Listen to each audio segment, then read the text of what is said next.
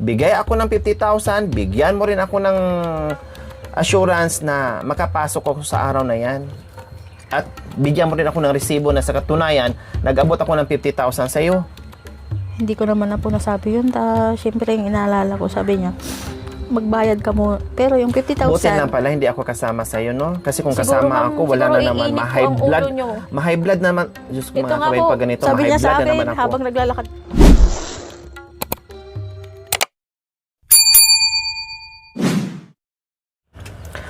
So ngayon po mga kabayan, pag-uusapan po namin ni Ate Marie Chris dahil pumunta na po sila ng Baguio.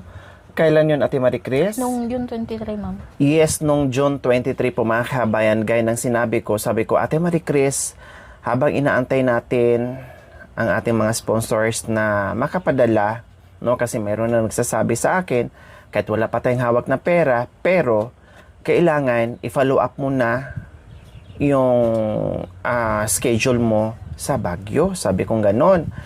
Dahil meron namang nagsasabi na magpadala.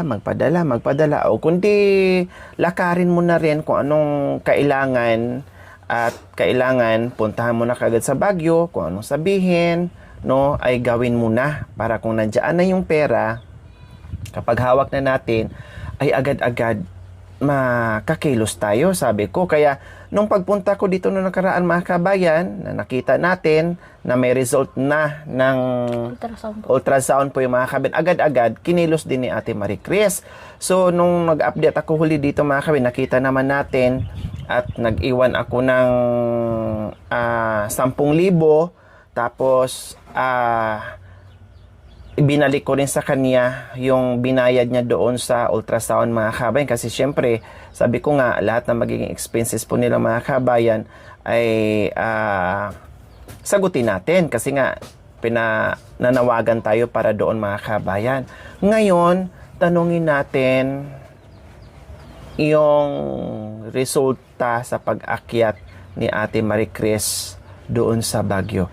Ate Marie Chris, anong nangyari po sa pag-akyat nyo po, pag-check up nyo po doon sa Baguio, anong nangyari? Ma'am, nung pumunta kami sa Baguio sa BGH po, sabi po ng doktor sa akin na nag-check up, sabi niya, kasi tinanong ko po, sabi ko sa kanya, ma'am, nung January pa po kasi sinabi sa akin na for operation ako, kasi na madam talagang sumasakit po, kumikirot. Sabi ko, ma'am, may kakaiba na akong nararamdaman, nagpa-ultrasound na po ako, ito po yung result, sabi ko po sa doktor. Ngayon binasa po ng doktor sa akin, sabi niya, ma'am, kahit na gusto ka naming operahan, sabi niya, o kaya yung laser nga po, kaso ang problema madam, madami kayong nakapila, sabi po sa akin. Yung 293 na pang 293 ka, sabi po sa akin, 293 po 293 na nakapila para sa kidney operation po. Tapos ngayon po, sabi niya sa akin, kahit... Pero pinakita mo yung ultrasound mo? Opo, lahat, binasa nila. Lahat ng dala-dala mo? Opo, lahat. Sinin na nila yun? Opo, CT scan. CT scan ka doon? Opo. Na-CT scan ako doon. Nung pag-akyat mo? Hindi po, nung May 15. Okay pa, hindi pa expired? Hindi pa po. Okay. Kaya binasa po nila, pati yung CD ng CT scan. So, okay. Opo. Tapos ngayon? Ngayon, sabi po ng doktor sa akin, ma'am, sabi niya, ito kasi ang problema sa'yo, sabi niya. Yung kidney mo kasi pinakita po sa akin yung talagang picture ng kidney. Ngayon, ang sabi po sa akin, ang problema, madam, may bato doon sa kidney mo, 3, sabi niya. Yung isa, malaki. Yung isa, hindi naman masyadong malaki, sabi po niya. 0.5, 0.6, 1.3 po, madam. Ngayon, sabi po sa akin, ang problema nito, madam, kasi yung kidney mo may bato. Ngayon, ang problema, yung pinakadaluyan po ng iihingay. Yung paglabas, may nilabas po kasi akong bato noon, 5. Ngayon, sabi ng doktor sa akin, may nalabas ka palang bato, bakit wala kang ginawa, sabi po sa akin. Meron po, ma'am. Pabalik-balik ako dito, halos 2 beses sa isang buwan, sabi ko po. Kasi pabalik-balik nyo kung sinasabihan na balik ka sa ganito, sabi nyo po sa akin, sabi ko, ma'am. Ngayon, ang sabi ng doktor sa akin, ganito kasi, ma'am, ipapaintindi ko sa'yo, ha, sabi niya.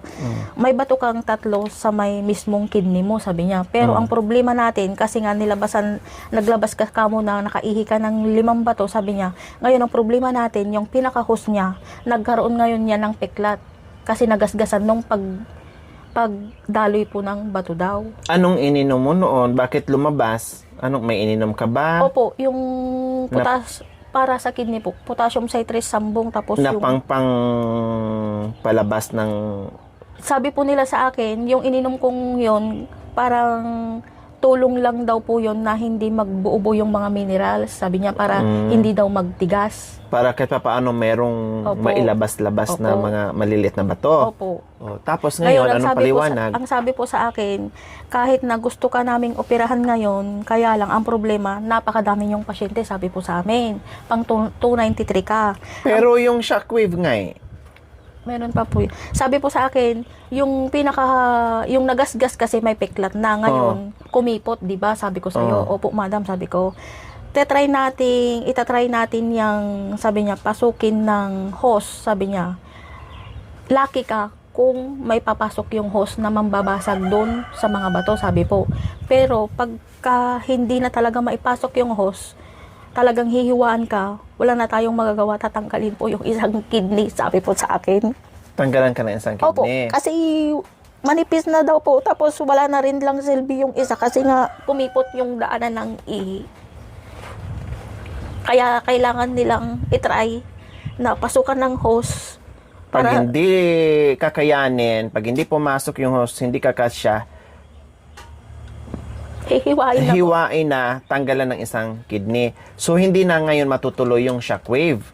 Itatry pa rin daw po nila muna na ipasok yung hose. Pero kung talagang wala na daw silang ibang option, kung hindi daw maipasok yung hose, talagang hihiwain na, tanggalin na yung isa.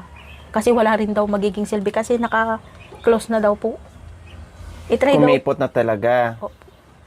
Kaya yun ang sabi po sa akin. Ngayon, sabi ko sa kanya, Madam, sabi ko, Doc, sabi ko po sa kanya, hindi pa ba pwede akong isingit na lang, sabi ko po sa kanila. Madam, sabi nila, Noon pa yan nabanggit mo na pang 100. 293 po. Noon pa yan binanggit mo na 293. Hanggang ngayon 293 pa din. kung daw, Madam, sa isang buwan daw, mga 2, 3 lang na operahan nila. Ganun. Ha? Ganon kabagal yung operasyon nila? Sa dami-dami ng espesyalista sa Baguio? Kaya yun pang nangyayari sa akin, pabalik-balik ako sa Baguio. Para ipacheck yung Ay, report. apo. Kaya hinintay ko po itong Ang buwan alam ito. ko, marami sila nagagawa na operasyon sa isang buwan. Opo. Halos araw-araw sila nag-oopera. Iba't ibang klaseng problema or iba't ibang klaseng operasyon. Grabe naman yun. Posible naman yun kung 2 beses lang sila maka-opera sa isang buwan. Kung kundi wala na, paano yung nakapila dyan, namatay na sa Kaya nga kaantay? po, yun po ang sabi sa akin. Sabi ko, Madam, sabi ko sa kanya, hindi ba pwedeng itry nating maoperahan po ako kahit na magbayad na lang po ako kahit na kalahati. Sabi ko po, ma'am. Kasi nga, sabi ko po sa kanya, talagang kumikirot, Madam, masakit po talaga. Tinitiis ko lang. Sabi ko, Madam, sabi niya sa akin, kahit nagustuhan ka man naming isingit, sabi po niya sa akin, kasi first come, first serve po kasi ang ano dito, sabi niya, hindi po pwede. Sabi niya, kung hihintayin mo po, Madam, sabi niya sa akin, ang libreng operasyon dito sa BGH, sabi niya, baka hindi pa natatawag ang number mo, sira na yung kidney mo, baka hindi natin alam ang mangyayari, sabi po sa akin, Madam. O tapos? Tapos sabi po niya, kung gusto mo, sabi niya, tanungin ko yung consultant ko, sabi po nun sa Baguio, i-refer ka namin sa specialista dun sa kidney sa pamamaga mismo, sabi po niya sa akin. Kaya sabi po niya sa akin, punta ka dito sa Notre Dame Hospital. Sabi, Grabe no, teka, excuse, interrupt kita. Grabe yung mga kabay, no? Salitang, kung aantayin pa natin ang libreng operasyon, baka sira na yung kidney mo. So ano ba ang punta doon? Kaya nga napunta sa Baguio, kaya nga pumunta sa public hospital para makalibre ng operasyon o makalibre sa opera. Dahil kaya nga pumunta doon, dahil hindi kakayanin na mapunta sa mga private hospital at walang pera, kaya pumunta doon, pumila ng kaya bahaba, nagtiyaga akyat baba sa Baguio, mula Pangasinan to Baguio, mga kabayan. And then, ang ending din pala, ay mauuwi din doon sa operasyon na may bayad. O, Then, ano, Ate Marie Chris? Tapos sabi po, kung gusto mo, sabi niya, teka lang muna i-consult ko sa consultant ko. Sabi po nung doktor na nag-check sa akin. Ngayon, punta ka sa ganitong address. Sinulat po, yan po yung kuhan. Sulat nung doktor na address nung kuhan. Nirefer ka ngayon sa espesyalista para sa kidney. Opo. O tapos, ano nangyari? Na ano po namin, punta kami doon sa hospital na Notre Dame Hospital. Ngayon, nakausap Malapit namin. lang ba doon? Hindi po, malayo. Malayo. Opo, Malayo nag-taxi. doon sa BGH. So, tumawid kayo ng ibang, ano ba, clinic siya o hospital talaga siya? Hospital po. O hospital. Tapos, Tapos sabi po, nakausap ko yung doktor, sabi niya sa akin, pinaliwanag, ganun pa rin po ang pagkasabi niya sa akin. Ma'am, sabi niya, may bato ka talaga, may bato ka naman sa kidney mo, sabi niya, 3. Ngayon, ang problema natin talaga, yung structure niya, pagkipot ng daluyan ng ihi. Ngayon, sabi niya sa akin, itatry nating pasukan ng hose para pambasag doon sa mga bato, sabi po sa akin. Ngayon, pero sabi niya sa akin, kung hindi talaga maipasok yung hose, sabi niya, hihiwaan ka namin, tatanggalin na yung isang kidney kasi wala rin silbi at manipis na, sabi po sa akin. paano yun halimbawa? Magbayad ka kasi gagawin nila yung pagpasok ng hose, yung shockwave na yon. Opo.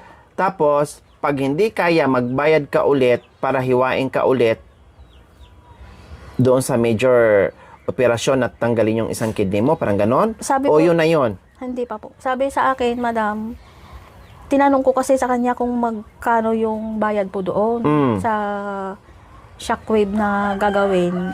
Sabi po niya sa akin, 90,000 to 350. Sabi po sa akin. 90,000 to 250,000. 350 po. Ay, 350,000. 350,000. Tapos, Yung kidney daw po ang pinakamakasilang parte ng katawan, sabi po sa akin na kuhan. Ngayon, sabi po niya sa akin, kung gusto mo, sabi niya, magbayad ka na lang ng 50K sa akin, sabi niya. Pero, sabi po sa akin, magbayad kang 50,000. opo. Doon sa ospital na yon, doon ka operahan. Imbis, hindi po. Imbis na 90,000 sana yung ibabayad ko dun sa kuhan, sabi niya, sige, para sa awa ko na lang, singilin na lang kita ng 50,000, sabi po niya sa akin. May awa pa ba yung 50,000? Tapos O ngayon tapos, Tapos ngayon po, nung sinabi niya sa akin na ganun nga. pero yung operasyon doon gagawin sa Hindi po. sa pinunta mong ospital. Hindi po. Hindi. O saan gagawin Sa ang BGH daw po. Pero siya, yung doktor na nakausap Ay, ko, siya apo. rin lang daw ang gagawa at mag-opera sa akin. Pero sabi niya, yung 50,000 daw po muna, ibibigay ko daw po muna bago niya ako pipila sa private na nakapila sa BGH. Saan ibibigay yung pera? Doon sa doktor po. Iaabot mong ganyan? Hindi yung gagawin mo na ang procedure at dito ka magdadaan sa BGH, doon ka magbayad after ng operasyon. Hindi po, ganun po ang Parang ang bayad under the table, parang ganon. Iabot mo sa kanya talaga Muna. sa kamay niya muna bago ka ipila sa kanya. Sabi po niya sa akin, wag mo munang, pero yung 50,000, sabi po niya, dalawa po kami, pero yung 50,000, sabi po niya, ibigay mo muna sa akin yung bayad para sigurado, sabi po. Bibigyan ka niya ng resibo? Hindi po. Ay, iwan ko lang po, basta yung pagkasabi niya sa akin. Bakit magbayad muna? Kaya nga po Nawala yung pa naman pinag-anuhan yung niyo. operasyon. Sabi ko nga po sa kanya, bakit magbabayad muna tayo na wala muna yung procedure na gagawin sa akin, sabi ko po. Sabi ko, kung siya ang gagawa Para sa akin. lang ipila ka daw niya ng mas maaga, ma-priority ka. private. Parang, Opo. sa madaling salita, parang bayad yung sa pila mo para maisingit ka lang. Kailangan magbigay ka ng 50,000 para maoperahan ka at yun na yun. Hindi po, yun yung gagawin daw niya sa akin. Ipipila ako doon sa private na nakapila doon sa BGH, sabi niya, pipila daw niya ako doon para ma-opera ako. Pero yung bayad na 50,000 daw, 90,000 po dapat Oo, na discount. Opo. Kasi Ngayon- PhilHealth. Opo. Ngayon, yung 50,000 ibibigay ko daw po muna doon sa doktor para sigurado, sabi po sa akin. So, halimbawa, binigay mo na ni doktor yung 50,000. Paano naman, pag naoperahan ka, may bayad na naman? Sabi, oo nga po, sabi, May bayad na naman. sabi po niya sa akin, hindi lang yung 50,000 na masasabi natin na babayaran ka doon. Sabi niya, syempre, private yun kung na nakapila ka sa P-ward, sabi po sa akin. Oo. Ngayon, tinanong ko po, Dok, paano po yung gamutan ko? Nga, syempre, may mga gamot po yun na ituturok sa akin. Babayaran ko po ba? Sabi ko. Ngayon, sabi niya po niya sa akin, Hindi po natin masasabi yan, madam, pero siyempre keyword ka, talagang may mabayaran ka. Siyempre yung room mo, yung mga gagawing, mga pagkatapos po ng opera ngay, yun po daw ang babayaran ko, sabi niya. So, ibig sabihin, yung 50,000 talagang sa kanya lang yon. Siguro po, tayo naman Parang sabi. doctor's fee, parang ganon. Pero ang doctor's fee, lahat mga kabayan, ang pagkakaalam ko lang, ang dami ko na experience sa hospital, kahit sa sarili ko, ang alam ko lang, mga kabayan, ay gawin mo na kung ano yung dapat gawin sa isang pasyente. And then, kung ano man magiging bayaran o obligasyon ng isang pasyente po mga kabayan, matik, halimbawa, unless lang kung magbigay ka ng deposit, yung iba kasing mga hospital, pero bawal na sa iba ngayon na, ewan ko lang sa iba, na bago ka nili-admit, kailangan mag-deposit ka muna ng ganito, ng 10,000, 5,000, so hindi ko alam, kasi pinagbawal yung mga kabayan. Ewan ko lang ngayon, no? So, ngayon, kailangan magbayad, bago magbayad sa mga bills mo, kailangan gamutin ka muna. Okay. Ano mo na yung sakit mo, unahin mo na yung mga sakit mo ngayon, kung magkano man ang magiging bill mo. So doon na natin malalaman kung magkano ang doctor's fee, kasi naka-included man yan doon sa magiging bill mo, kung ano lahat ng mga bill mo, bill 1, bill 2, bill 3, kung ilang araw ka, kung anong mga nagamit mong medisina, kung lahat naman naka-breakdown yan mga kabayan, no, naka-breakdown lahat yan, kasama na doon, included na doon yung doctor's fee. Oh, 'di ba? So makikita natin lahat kung magkano ang magiging bill. Pero ngayon, mauna mo na ang bayad ang 50,000 para maisingit at gagawin ang procedure, pero after ng operasyon, meron pa rin mababayaran. So paano 'yun? Yun nga, doon po kami Yan ang naging problema natin ngayon. Kaya pala nasabi ni Kuya na meron na sanang pera, pero ang nangyari ay naudlot dahil gano'n naman ang sistema. Hingi muna ng bayad. bayad bago gagawin. Opo. Napakahirap naman yun. Sa palagay nyo po mga kabayan, okay po ba yun na magbigay tayo ng 50,000 para maipila at ma-priority si Ate Marie Cris na ibigay na parang under the table o ibigay na mismo doon sa doktor na gagawa sa kanya, yun din yung mag-oopera sa iyo? Oo daw po. Siya daw po mag-a-assist sa akin doon. So, pwede ba yung mga kabing ganon? Sa palagay niyo po, mayroon bang ganito? Kasi hindi ako naka-experience. So, sa palagay niyo po mga kabing, okay ba yun? Tama ba yun? Na magbigay muna kami ng 50,000 doon sa doktor na mag-oopera sa kanya. 50,000 iabot namin mismo doon sa kamay niya na hindi dadaan ng hospital. Na di muna natin nakita kung magkano yung mga bill o kung ano yung mga breakdown na na-charge sa pag-oopera ni Ate Marie Cris. So, pwede ba yung ganun mga kabayan? Ganyan na din. So, ibig sabihin mga kabayan, alam niyo po, saludong-saludo ako sa BGH kasi nasubukan ko na rin dyan mga kabayan. Pero kung ganun pala ang sistema, so wala na, pare-parehas na lang talaga. Kaya nga umakyat itong mga pasyente natin sa mga public hospital para matugunan yung pangangailangan nila. Number 1, kaya nga umakyat sila, number 1, dyan. Kaya nga umakyat sila dyan, number 1, walang pera. Walang pera talaga. Kasi kung may pera pa, hindi na sila pipila, hindi na magtitiis, pupunta na doon sa mga private hospitals. Nagpagamot na, nagpa-opera na. Matik, kapag nandiyan, matik, kapos, walang pera. Unless lang talaga, yung iba dyan na kahit may pera, para makalibre lang, pupunta dyan. Hindi marunong magpaubaya sa mga pasyente na walang-wala talaga. No? Pero kadalasan dyan, no, 70%, 80%, mga pobre, walang pera. O ngayon, wala kayong binigay na 50,000. Anong sinabi ng doktor? Sabi po niya sa akin, balik ka na lang bukas sa pag-usapan natin ha, sabi niya. Sabi ko po, Dok, sabi ko baka hindi po ako muna makabalik kasi malayo pa po ako, Rosales, sabi ko po sa kanya. Sabi niya, tinanong pa nga niya po niya sa akin yung kung kaya ko daw yung 50,000. Ngayon ang sabi ko po sa kanya, pagsisikapan po naming makaipon, sabi ko po. Pero hindi po ako makakatiyak na makakabalik ako bukas, sabi ko po sa kanya. Kaya simula nun, hanggang ngayon Parang sinisigurado niya na magbayad. itanong sa'yo kung makakabalik ka kinabukasan para makapagbigay ka ng 50,000. Opo. So, ano ngayon na pag-usapan? Kayo, kuya, ano na pag-usapan nyo doon ni Ate Marie Chris na magbigay muna at mag-abot muna tayo ng 50,000? Sabi ko naman po, hindi mo muna pag-isipan muna namin, ma'am. Kasi syempre ma'am, sabi ko po sa kanya, bakit magbibigay muna tayo ng down payment na hindi pa nagagawa yung procedure? Oh, Sabi ko po. tama. Wala pang procedure. Hindi pa natin alam. Ganyan, Pwede naman yung kung meron, halimbawa, sabihin, okay, sige, ipila kita, no, dahil ang pila sa mga libre, grabe no? Dahil ang pila sa libre, napakahaba, hindi ka kakayanin. So ngayon, hilain kita dito pila sa mga, sa private. So ngayon, magbigay ka muna sa akin ng 50,000. Mapalibre man dyan, mapa-private man dyan, pero dapat naka-breakdown yun kung ano ang magiging bill, lahat ng magiging bills sa loob ng hospital. Nandoon pa rin yun. No? Kahit yung mga doctor's fee, nandiyan pa din kung magkano. So doon ka na magbayad sa hospital. Hindi na mag-direct ka sa doktor na magbigay ka na mag-abot ng ganito and then after ay meron pang bayarin doon sa loob ng hospital. Pero napakahirap naman yun. sobra po. Ganyan din ang nangyari sa amin ma'am nung January. Talagang pinupursigi ko pong talagang magamot, madam. Pero ang sabi rin ng doktor sa akin, magbayad daw ako ng 45,000 muna. Pero yung 45,000 na yun, wag ko daw ibabayad doon sa hospital. Sa kanya ko daw po idadirect na naman yung pera. Yung nangyari nung January, kagaya rin po nung nangyari nitong June. Yan ang mahirap mga kabayan, no? Yan ang mahirap talaga.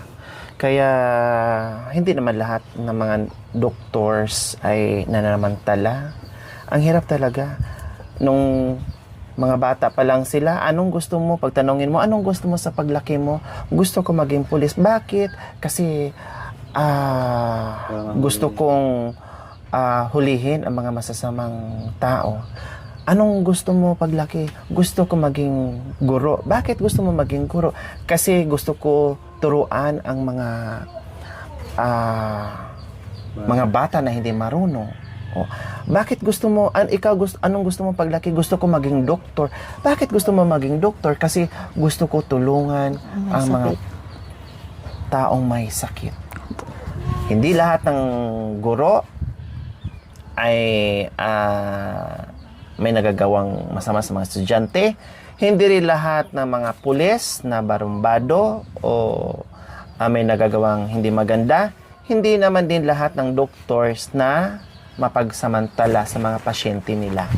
Pero sana, no, gawin lang natin yung trabaho. Alam naman natin yung mga doctors o yung mga guro, mga pulis, may pamilya, no, may kailangan buhayin, kumita. So, lahat naman alam natin yan.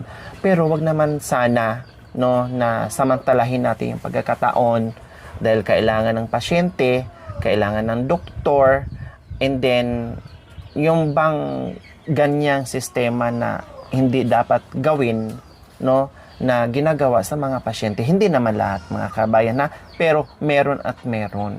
Kasi nga, sobrang hirap na nga ng mga kabayan, kaya nga pumunta dyan, and then, ang daming paikot-ikot, ang daming pasikot-sikot para bang sinasabi, okay, sige, dahil 293, kung gusto mo, parang may takot pang, manipis na yung mo, kailangan ura-urada ka talagang operahan, mahugot ka na dyan sa pila mo na 293, and then, magbayad ka na ng 50,000, kasi kung tatagal yan, malulusaw na yung kidney mo. So, syempre, ang pasyente, turiti, nagpanik na yung utak, turiti na, gagawa ngayon ng paraan para lang makabigay, mapilitan gagawa ng 50,000 o sige, iabot mismo sa doktor para lang ma-proceed yung operasyon. Ang hirap mga kabayan, no? Diyos ko, sumasakit ang dibdib ko sa mga ganyan. Hindi lahat ng doctors na mapagsamantala. Meron at meron talaga. Then naranasan ko rin yung mga kabayan. 'Di ba? Ang hirap. So, imbes na mayroon na tayong pera ngayon para sa operasyon, ang problema, okay lang sana. No, okay lang sana kung sabihin, Marie Chris, makaantay-antay ka ba? Kasi siguro abutin ka pa ng medyo matagal-tagal or abutin ka pa ng 1 buwan, 2 buwan, makaantay-antay ka ba?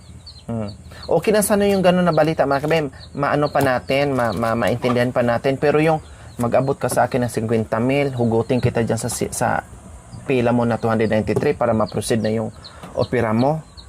Kaya mo ba? Makabalik ka ba bukas? Magbitbit ka na ng 50,000 para maoperahan ka na. So parang ganon, Ate Marie Chris? Siguro po. Gusto po sigurong makatiyak nung doktor na kuwan. Makakabayad siguro kami. Siguro, nakita sa itsura namin na wala kaming kakayahang magbayad. Siguro, kaya... Nakita nga sa itsura nyo na walang kakaya magbayad, tapos hiningian pa kayo ng 50,000. Siguro po. Sabi naman po kasi sa akin, Hindi mo ba nabanggit na merong tutulong? hindi. Wala po. Nanigurado po ko. Kasi pag sinabi ko po kasing may tutulong, baka Lalo pa silang Pamahalin lalo po. pa silang manghihingi ng Opo, baka mas lalong mahal yung singil nila sa akin pag sinabi ko pong may tutulong. Kaya hindi ko po sinabi. Sinabi ko lang na may PhilHealth ako. Diyos ko mga kabayan, parang na-warshock yung utak ko sa balita. Ang saya-saya ko pa naman mga kabayan kasi sabi ko, kahit pa paano, ay yung hinihiling namin na 50,000 ay sumubra yung aming nalikom. Dahil ang daming tumugon din kahit pa paano. Pero ang balita pala, akala ko good news. Bad news pala ang balita sa check-up nila. Nandoon na, may pera na tayo. Pero bakit ganon ang nangyayari? Kailangan muna natin 50,000, bayad muna bago opera. So, halimbawa ako magbayad ka ng 50,000, kailan daw operahan? Kuan ma'am, sabi po niya sa akin, ipipila daw ako sa private, tatawagan na lang daw ako pagka... Tatawagan pa rin. Opo. Wala pa rin katiyakan kung kailan. Wala po. Tapos sabi niya sa akin, pipila kita doon sa private, sabi niya. Ngayon, sabi niya, kung may natapos doon sa... Ito kasi pinakita pa niya po sa akin yung madami listahan ng naka sa private, 118, pang 119 ako. Ngayon, sabi po niya, kung may naoperahan dyan, at lalabas na, isisingit na kita, sabi po. Di, sabi ko naman sa isip ko, madam, wala naman palang katiyakan na isisingit agad ako. Kasi nga, yung iniinda ko, gusto ko na talagang maoperahan, madam. Kasi ang hinahabol ko talaga dito, madam, yung buhay ko, okay. Akala ko, kapag nag-abot kayo ng 50,000 at pinabalik ka kinabukasan para magbitbit ng 50,000 iabot sa kanila, akala ko rin kinabukasan, gagawin nila, ipasok ka na kaagad, i-clearance ka na kaagad, ipasok ka na kaagad doon sa ospital. Pero hindi rin pa rin. Hindi pa rin pala. May pila pa din. Opo. So, waiting ka pa. Opo. Yung doktor po na pinuntahan namin. Nagbayad ka na advance, tapos, ang purpose mo, nagbayad ka ng advance para hindi ka na mag-antay, para hindi ka na matagalan, para hindi ka na waiting. Dahil sinasabi nila na wag mo nang untayin yung haba ng pila ng public kasi baka malusaw na yung kidney mo sa ura-urada, magbigay ka na ng 50,000, maisingit, maoperahan ka kagad. Pero kapag nagbayad ka, wala pa rin katiyakan kung kailan ang operasyon. 100 plus pa rin. 100 plus pa din. Opo. Sabi po niya sa akin, pag may lalabas doon sa P-ward, Diyos ko, sabi niya na... Lord, ano na nangyayari sa Pilipinas? Yun pong sabi nga sa akin, kung may lalabas daw doon sa P-ward, sa private po, isisingit na daw po ako. Pero, ibigay ko daw po muna yung 50K, sabi niya. Mababayaran sana naman. Sige, ganito na lang sana. Okay, sige, Dok. Dahil isa kang doktor mapagsamantala. Sige, Dok. Bahala ka na sa konsensya mo. Gawin ko yung 50,000, Dok. Pero, kung kakayanin ng sikmura mo, Dok, magbigay ko ng 50,000 na hindi dapat ko to gawin sa'yo, pero gagawin ko na lang dahil baka mamatay ako, Dok. Gawin ko na lang. Labag mas kalooban ko, gawin ko na lang, Dok.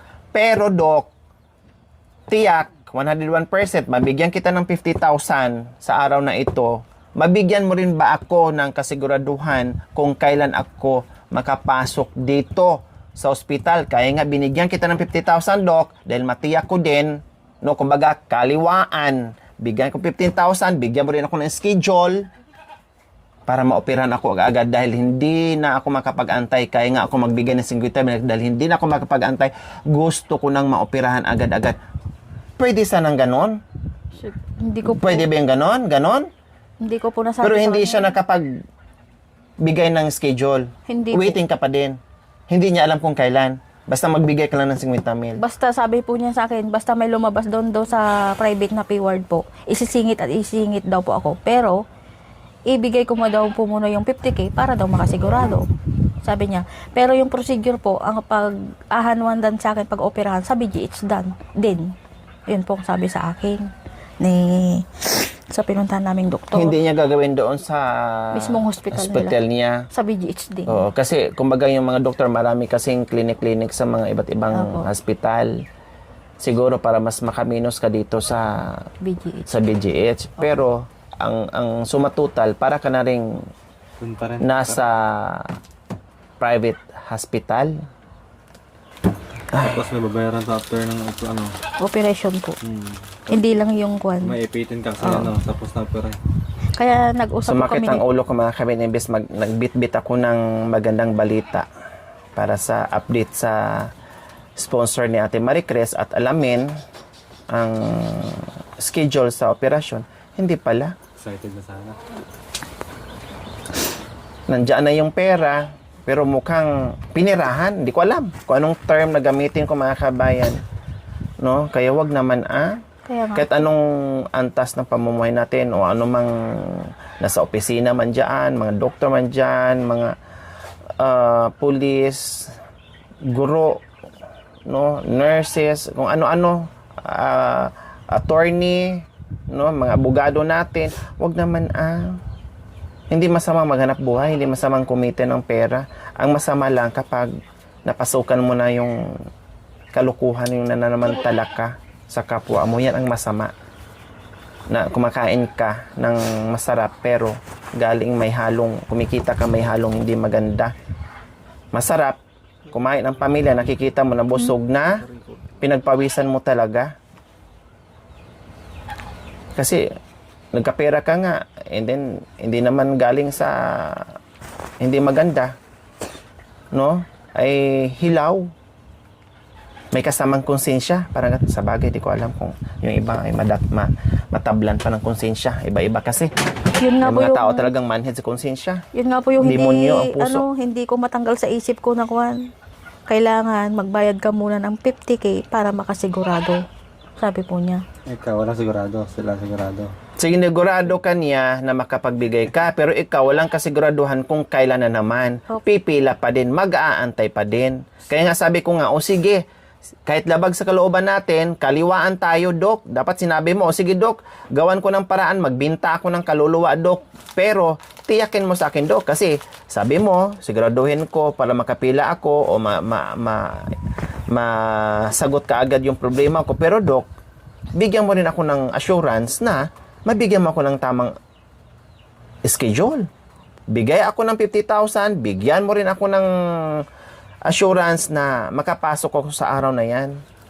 At bigyan mo rin ako ng resibo na sa katunayan, nag-abot ako ng 50,000 sa'yo. Hindi ko naman na po nasabi yun. Siyempre, yung inaalala ko, sabi niya, magbayad ka mo. Pero yung 50,000... Buti lang pala, hindi ako kasama sa'yo, no? Kasi kung Siguro, kasama ma'am, ako, wala siguro na naman. iinit po Ma-high ang blood. ulo nyo. Ma-high blood naman. Diyos ko, Ito mga nga kawin po, pag ganito, sabi ma-high niya sa blood na akin, naman ako. habang naglalakad kami, ano yun nga, gaya na naman nung nangyari nung unang check-up mo dun sa isang doktor na pagbabayarin ka muna, tapos Tirahan ka lang wala. pagbabayarin ka muna, sabi niya. Pero, hindi natin ibabayad sa ospital, mismo sa doktor, tapos siya rin ang mag-a-assist. Pero, sasabihin, huwag ibabayad sa ospital, sabi niya. Ano yun nga, sabi niya. Sa akin, madam. Marami Tapos din akong ganito na naman, sabi niya. marami din akong kakilalang doktor na mababait. Pero naka-record yan. Naka-record. Mamaya, pakinggan ko yung record. Ni-record ko. Naka-record daw mga kabayan. Pakinggan ko mamaya, ha? Oo, Pakinggan ni-record ko ko. mamaya. Okay, sige po mga kabayan. Sumakit ang ulo ko. Pasensya na. Sumakit ang ulo ko. Hindi ko alam kung ano mangyayari namin ni Ate Marie Cres dahil may pera na tayo pero mukhang maunsa man yung operasyon dahil sa nangyari ngayon na kailangan mo na magbigay ng 50,000 sa mismong doktor na gagawa na hindi dadaan sa hospital po mga kabayan na kung saan gagawin yung operasyon.